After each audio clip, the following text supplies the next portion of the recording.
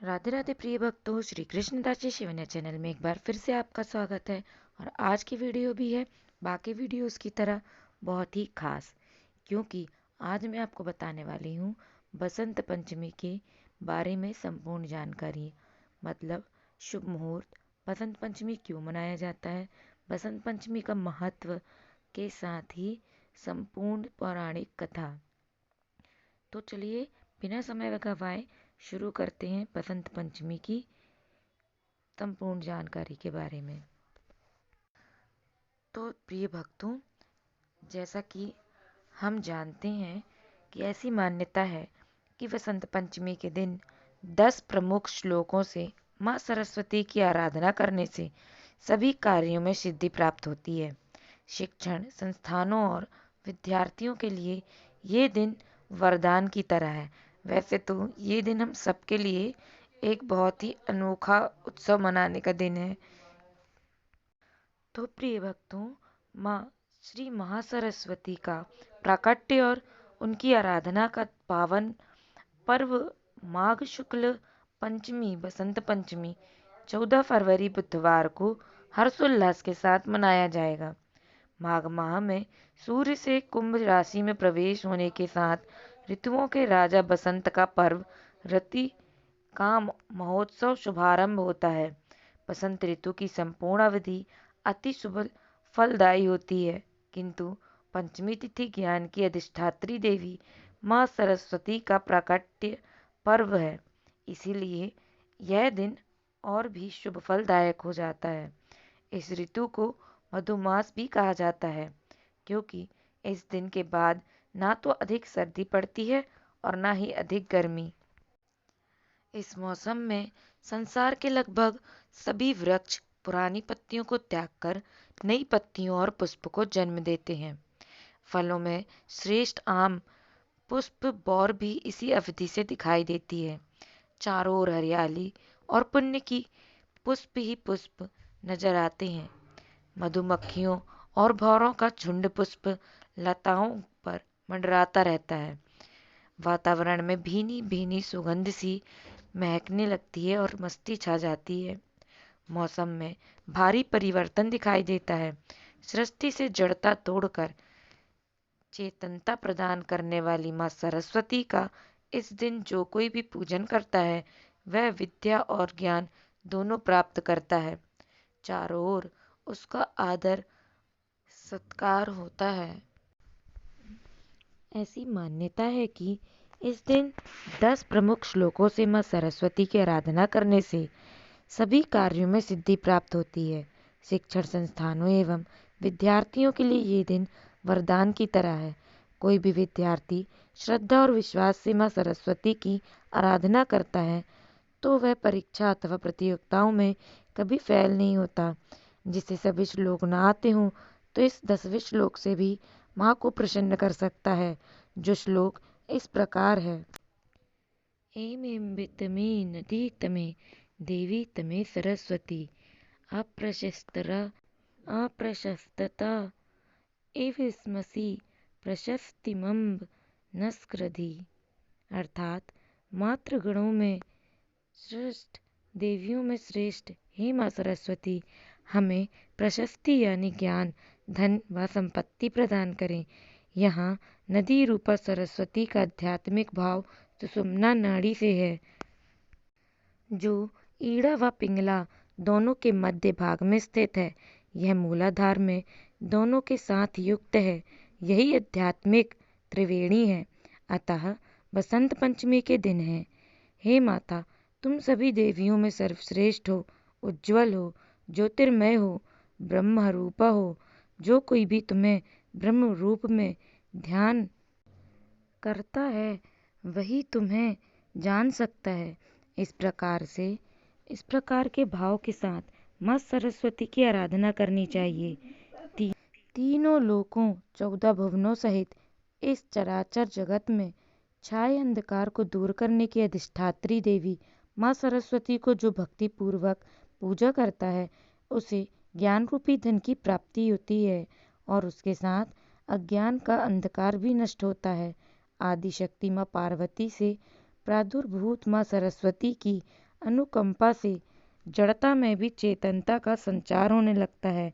अतः ये दिन उन्हीं प्रसन्नता का है। ज्ञान के पुजारियों को इस स्वयं सिद्ध मुहूर्त में माँ की पूजा कर अपनी संपूर्ण मनोकामना पूर्ण कर लेनी चाहिए। इस दिन किया जाने वाला जप तप दान पुण्य आदि का फल अक्षुण होता है और ब्रह्म ज्ञान की लालसा रखने वाले साधकों, शिक्षणों, संस्थानों, प्रतियोगिताओं में बैठने वाले प्रतियोगियों और विद्यार्थियों की इस दिन विधि पूर्वक माँ की आराधना करनी चाहिए, जिससे भविष्य में उनको सफलताओं में किसी प्रकार की बाधा न उत्पन्न हो। चलिए अब जानते हैं बसंत पंचमी का शुभ मुहूर्त। हिंदू पंचांग के अनुसार माघ शुक्ल पंचमी तिथि को बसंत पंचमी मनाई जाती है। बसंत पंचमी 13 फरवरी को दोपहर 2:41 से शुरू होगी। समापन 14 फरवरी को दोपहर 12:09 बजे तक रहेगी। इस दिन सरस्वती पूजा का शुभ मुहूर्त सुबह 7 बजे से लेकर दोपहर 12:41 तक रहेगा। सरस्वती पूजा के लिए सिर्फ 5.5 घंटे का समय रहेगा। उदया तिथि के अनुसार इस बार बसंत पंचमी 14 फरवरी यानी बुधवार को मनाई जाएगी। चलिए जानते हैं बसंत पंचमी की पूजा विधि के बारे में। तो बसंत पंचमी के दिन सवेरे सवेरे स्नान के बाद पीले वस्त्र धारण करें। इस दिन पूरी विधि विधान के साथ माँ सरस्वती की आराधना करें। माँ सरस्वती की प्रतिमा को पीले रंग के कपड़े पर स्थापित करें। उनकी पूजा में रोली मोली हल्दी केसर अक्षत पीली या सफ़ेद रंग का फूल पीली मिठाई आदि चीज़ों का प्रयोग करें। इसके बाद माँ सरस्वती की वंदना करें और पूजा के स्थान पर वाद्य यंत्र और किताबों को रखें। पूजा स्थल की तैयारियों के बाद बच्चों को पूजा स्थल पर बैठाएं। इस दिन से बसंत का आगमन हो जाता है, इसलिए देवी को गुलाब अर्पित करना चाहिए। गुलाल से एक दूसरे को टीका करना चाहिए। बता दें कि माँ को शारदा, भगवती, बागेश्वरी, सरस्वती, वीणावादिनी और वाग्देवी जैसे अनेक नामों से भी पूजा जाता है। तो चलिए अब मैं आपको माँ सरस्वती की बसंत पंचमी के दिन किस सामग्री के साथ पूजा करना है उसके बारे में बताती हूँ। तो लिस्ट आप ज़रूर बना के सामान मंगा लीजिएगा।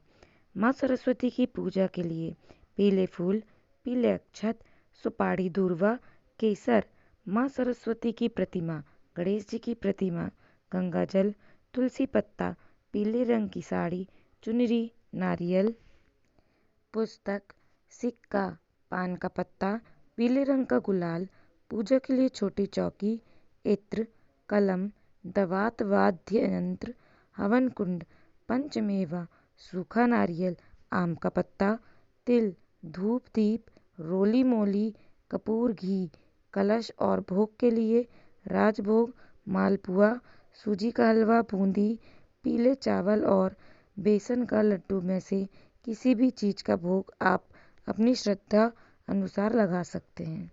तो ये तो थी सामग्री लिस्ट। अब मैं आपको बसंत पंचमी की पौराणिक कथा सुनाने जा रही हूँ।